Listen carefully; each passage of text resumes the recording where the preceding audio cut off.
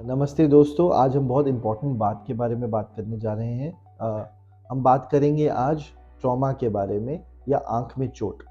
तो सबसे पहली चीज़ आप समझिएगा कि कभी भी चोट हमारे आँख में लगती है, तो वो एक बहुत सीरियस बात है क्योंकि आँख हमारी पूरी दुनिया को देखने का एक विंडो है और इसमें अगर खरोंच या किसी प्रकार की चोट लग जाए, तो हमारी लाइफ़ उथल-पुथल हो सकती है।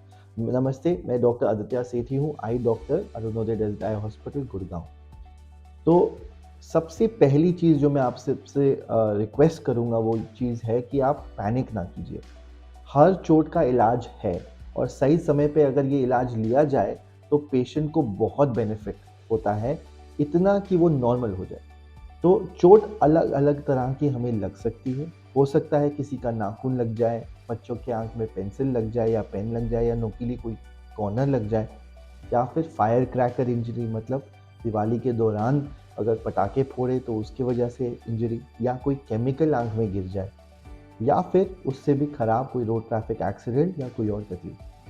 तो इन सब कंडीशंस में आँख में अलग-अलग तरह की प्रॉब्लम्स आ सकती हैं। तो सबसे पहला मेरा टिप ये आपको रहेगा कि प्लीज़ रिमेन काम। कोई भी चीज़ आप पैनिक मोड में ना कीजिएगा। देखिएगा कि कितनी सीवियर प्रॉब्लम है मेरी आँख में या फिर जिसकी आँख में लगी है उसके। हाँ, अगर ये बहुत सीवियर लग रही है, तो तुरंत उसको मेडिकल डॉक्टर की ज़रूरत पड़े तो इमरजेंसी में लेके जाइएगा। अगर आपको लगता है कि ये सीवियरिटी इतनी नहीं है, तो सबसे पहली चीज़ सेकंड चीज़ जो मैं आपको सजेस्ट करूँगा ना करें, हाँ, वो ये है कि आँख में किसी प्रकार का प्रेशर या रब नहीं कीजिएगा या फिर खुद अपने आप से वो चोट को ठीक करने की कोशिश प्लीज़ मत कीजिएगा। क्योंकि ये सब इन्फेक्शन के कारण बन सकते हैं आगे जाके या फिर एक परमानेंट स्कार का रिज़ल्ट हो सकता है।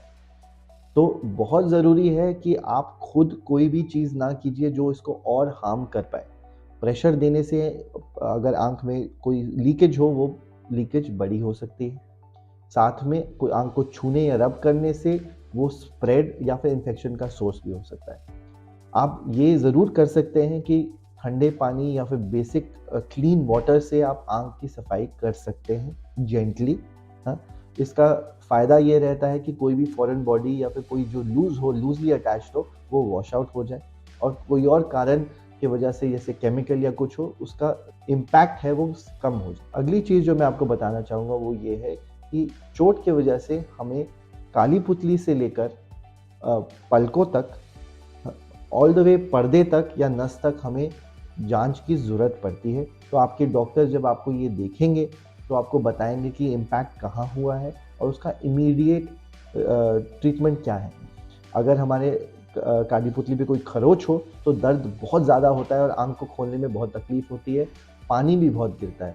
तो इस कंडीशन में आपके डॉक्टर वो फॉरेन बॉडी को रिमूव करके पैच ज़रूर करना चाहेंगे और एंटीबायोटिक्स और एंटी इन्फेक्टिव्स शुरू करना चाहेंगे। अगर ये डीप इम्पैक्ट है या फिर कोई केमिकल इंजरी है, तो हो सकता है कि कोई और स्ट्रॉन्ग मेडिसिन की ज़रूरत पड़े और रेगुलर फ़ॉलो-अप्स की ज़रूरत पड़े। अगर सेम चोट आँख को खोल दे, आँख का जो गोला है उसको खोल दे, तो इमीडिएट इसको सूचर और वापस गोले को बनाने की ज़रूरत पड़ सकती है, जो सर्जरी माना जाता है। उसके साथ-साथ कभी-कभी काला मोतिया और सफ़ेद मोतिया भी हो सकता है एज़ अ रिज़ल्ट ऑफ चोट, जो इमीडिएट भी हो सकता है और बाद में भी हो सकता है। तो बहुत ज़रूरी है कि आपका डॉक्टर ये कॉल ले और डिसाइड करे कि उसी समय इसका भी कोई इलाज करने की ज़रूरत है या फिर बाद में इसको देखा जाए। तो घबराइएगा नहीं, चोट का हल है, पर आप अपनी तरफ से पैनिक ना कीजिए। आप अपनी तरफ से खुद कुछ डिग करके निकालने की कोशिश ना कीजिएगा। ठंडे पानी से और या फिर क्लीन वाटर से आप क्लीन कर सकते हैं उस एरिया को और एंटीबायोटिक या फिर कोई ड्रॉप आस-पास अवेलेबल हो उसका इस्तेमाल कर सकते हैं। ओरल एंटीबायोटिक्स का भी ओवर द काउंटर अगर मिल जाए तो यूज़ कर सकते हैं और इमीडिएटली एक आँख के स्पेशलिस्ट को दिखाना बहुत ज़रूरी है। हाँ, और एक और मैं जो टिप देना चाहूँगा वो है प्रिवेंशन। कोई भी एक्टिविटी जिसमें आँख की चोट लग सकती है जैसे फायर क्रैकर्स के दौरान या फिर कोई फैक्ट्री में कोई काम कर रहा हो या फिर किसी की कम रोशनी हो एक आँख में, उन सबको एक प्रोटेक्टिव ग्लास पहनने की ज़रूरत है क्योंकि ये लोग ज़्यादा प्रोन हैं आई इंजरीज़ के लिए।